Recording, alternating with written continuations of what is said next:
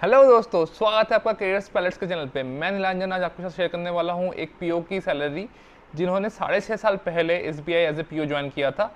And जब भी उनका प्रमोशन ड्यू हुआ उन्होंने प्रमोशन लिया है एंड आज वो एक स्केल 3 ऑफिसर है। तो दोस्तों देखते हैं कि इन पीओ का कैसा प्रोग्रेशन रहा है, कैसी सैलरी बढ़ी है and how this whole thing happened. हमने काफ़ी सारे वीडियोस और भी डिफरेंट जगह पे देखा हुआ है जहाँ पे लोग आरबीआई में 7 साल बाद अराउंड 35-36 लाख के पैकेज तक पहुंच जाते हैं। तो देखते हैं दोस्तों एसबीआई में जिन्होंने 6.5 साल पहले ज्वाइन किया था as a PO, what is his और हर करियर प्रोग्रेशन एंड क्या सैलरी रहता है, क्या लाइफस्टाइल वो लोग अचीव कर पाते हैं इन 6.5 ईयर्स। तो चलिए दोस्तों स्टार्ट करते हैं। जो बेसिक पे जिसके साथ उन्होंने तब ज्वाइन किया था वो था 27,620 रुपीज़। जो डीएनएस अलाउंस था तब that was 15,356 rupees. Location allowance इस टाइम कुछ मिलता नहीं था as a probationary officer. City compensatory allowance था 870 रुपीज़। लर्निंग अलाउंस 0 था, स्पेशल अलाउंस 2140 था। तो जो टोटल ग्रॉस सैलरी था तब स्केल 1 का वो था 45,986। एंड अभी उनकी प्रेजेंटली अप्रैल महीने में जो ग्रॉस सैलरी है दैट इज़ अराउंड 1,34,437। सो आप अगर देख रहे होंगे that's a huge jump, almost 3 times से भी ज़्यादा जंप उनके ग्रॉस सैलरी में है। तो दोस्तों अब देख लेते हैं कि स्केल 3 में उनका बाकी ग्रॉस सैलरी का बाइफिकेशंस क्या है। तो इसका बेसिक पे है उनका अब बढ़ के 27,620 रुपीज़ से 88,600 रुपीज़ हो चुका है। DNS allowance is 18,014 rupees. Location allowance जो पहले नहीं था अब हो गया 700 रुपये। सीसीए पहले 870 था अब हो गया 1200 रुपीज़। लर्निंग अलाउंस अब 850 रुपीज़ का मिलता है जो पहले नहीं था। स्पेशल अलाउंस पहले 2,140 रुपीज़ का था, now it has become 25,073 rupees. So जो टोटल इनका इन हैंड बन रहा था दैट हैज़ बिकम 1,34,437 रुपीज़।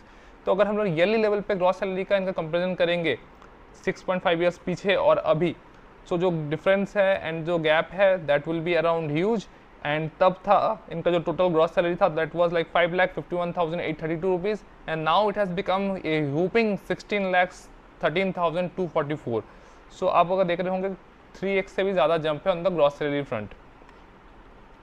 अब देख लेते हैं डिडक्शंस क्या होते थे उस टाइम पे स्केल 1 पे एंड अभी क्या उनके डिडक्शंस होते हैं। तो पीएफ का कंट्रीब्यूशन था उस टाइम पे था 2,762 रुपीज़ और जिनका पीएफ कंट्रीब्यूशन है दैट हैज़ बिन 8,860 रुपीज़। तो अगर देख रहे होंगे इनके रिटायरमेंट के लिए भी जो पीएफ का पार्ट है from the employ side that has also risen by 3x times. तो 2,762 रुपीज़ था तब, now it is 8,860 rupees. House and recovery तब भी 157 रुपीज़ का था, अभी 113 रुपीज़ का है। तो ये ऑलमोस्ट सिमिलर रेंज पे ही चलता रहता है। एनपीएस का रिडक्शन तब था 4,188 रुपीज़ और इनका भी एनपीएस का रिडक्शन है 10,662 रुपीज़। तो इस पे भी ऑलमोस्ट 2.5 टाइम्स का इंक्रीज है in the NPS deductions also. Income tax तब ओनली 1,000 रुपीज़ के आसपास कटता था but now they are into a bigger slabs, क्योंकि इनकम टैक्स स्टार्टिंग के सैलरी रेंज में काफ़ी कम लगता है एंड धीरे धीरे जितनी कम सैलरी बढ़ती रहती है तो इनकम टैक्स स्लैब्स हाई होते रहते हैं। तो now the income tax has gone up like almost 16x। तो 16,234 rupees is the income tax deduction. जो टोटल डिडक्शंस थे तब that was around 8,107 rupees and currently the total deduction is 35,875 rupees. And अगर हम इसको ईयरली में convert करेंगे so that has come to be around 9,700। और अगर हम इस चीज़ को ईयरली में कन्वर्ट करेंगे सो जो डिडक्शन था स्केल 1 के टाइम पे that was 97,284 rupees and currently deductions होते हैं in the 3 officer that has become 4,30,500 rupees. But दोस्तों ध्यान दीजिएगा ये पूरा डिडक्शन आपके कट नहीं जाता, ये आपके थोड़ा सा रिटायरमेंट पर्पज़ के लिए भी अच्छा खासा पर्पस जम रहा होता है। सो जो मंथली इन हैंड था जब इन्होंने एज ए पीओ ज्वाइन किया था दिसंबर 2017 में, तो उनका जो मंथली इन हैंड था दैट वाज अराउंड 37,879 रुपीज़ और अभी इनका जो मंथली इन हैंड है that has gone up to 98,562 rupees. और अगर हम लोग ईयरली में इसको कन्वर्ट करेंगे तो जो ईयरली तब इन हैंड था दैट वाज लाइक 4,54,548 रुपीज़ और अभी जो ईयरली इन हैंड है that has become 11,82,744 rupees. And दोस्तों ऐसे जैसे कि आप जानते हैं कि एसबीआई सिर्फ सैलरी पे नहीं रहता, इसके अलावा भी बहुत सारी चीज़ें वो लोग दे रहे होते हैं।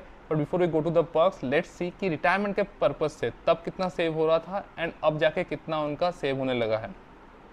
सो रिटायरमेंट के लिए एनपीएस का जो तब उनका कंट्रीब्यूशन था दैट वाज 4,188 रुपीज़ बट अब वो कंट्रीब्यूशन हो गया 10,662 रुपीज़। पीएफ तब था 2,762 rupees, now the PF contribution is 8,860 rupees.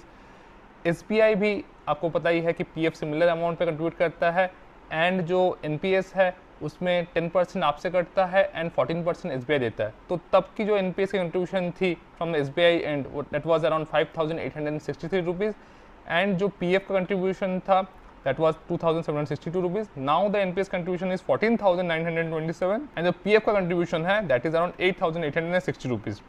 तो जो मंथली सेविंग्स तब उनके रिटायरमेंट पर्पस के लिए ज्वाइनिंग के बाद हो रहा था that was around 15,575, but now the current monthly saving is 43,408।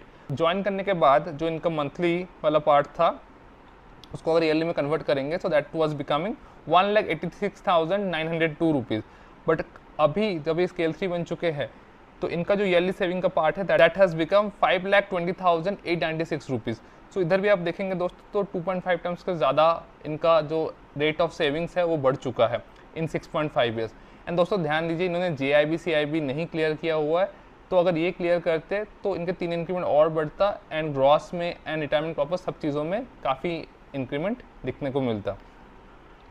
अब आ जाता है पर्क्स पे। पर्क्स में भी SBI ने काफ़ी चीज़ें इंप्रूव की है along with promotions also and with new revisions also, जो इनके इंटरनल रिविजन होते रहते हैं। तो देख लेते हैं दोस्तों तो पर्क्स लेवल पे क्या चेंजेस आए हुए। तो जो पर्क्स था पहले के टाइम पे जब इन्होंने ज्वाइन किया था तो टोटल पर्क्स का जो क्वांटिटी था जो अमाउंट था that was around 3,160 rupees and उसका बाइफर्केशन मैं आपको बता देता हूँ। एंड अभी जो उनका पर्क्स है दैट हैज़ बिकम 17,700 रुपीज़। तो आप लोगों को देख रहे होंगे काफ़ी बढ़ चुका है इनका जो पर्क्स वाला पार्ट है।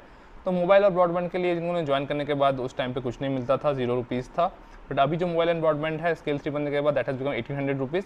न्यूज़पेपर और मैगजीन के लिए 550 रुपीज़ तब मिलता था, now it has become 1,200 rupees. Cleansing materials के लिए 850 रुपीज़ तब मिलता था, now it has become 1,700 rupees. Labour charges 620 rupees मिलता था, now it has become 2,000 rupees. And जो कन्वेंस था, क्योंकि आप ज्वाइन करते हैं आपके पास गाड़ी नहीं होती है तो आपको एक बेसिक कन्वेंस मिलता तो 1,140 रुपीज़ मिलता था। बट अगर किसी के पास 2 व्हीलर्स वगैरह है या गाड़ी है आपके नाम पे when you are joining SBI तो आपको 50 लीटर दैट इज़ 5,000 के आसपास मिल रहा होगा। बट इनके पास स्टार्टिंग में तब कुछ नहीं था तो इनको एक बेसिक कन्वेंस मिलता था दैट वाज 1,140 रुपीज़। नाउ इन्होंने एक बढ़िया गाड़ी ले ली है जो 15 लाख के आसपास के that too at a 5.5% interest from SBI in the simple interest format. So उसके लिए इनको कन्वेंस जो है पूरा पेट्रोल मिल रहा होता है and that is around 100 litres के आसपास। सो इसलिए इनका जो कन्वेंस का अमाउंट है दैट इज़ बिकम 1,100 रुपीज़। जो ईयरली कंट्रीब्यूशन है मंथली पर्क्स का उस टाइम जिन्होंने जब ज्वाइन किया था that was around 37,920 rupees, but अभी का जो इनका ईयरली कंट्रीब्यूशन है that has become 2,12,400 rupees. And दोस्तों SBI मंथली पर्क्स के बाद भी नहीं रुकता, देयर आर अदर पर्क्स, तो उसमें भी क्या वेरिएशंस है वो भी हम लोग देख लेते हैं एक बार। तो अदर पर्क्स जो इनका ईयरली एंटरटेनमेंट अलाउंस का कोटा था that was 11,000 when they joined, but now it has become 36,440 rupees. Pest control के लिए तब 800 रुपये मिलता था हर साल के लिए, but now the pest control is 1,100 rupees.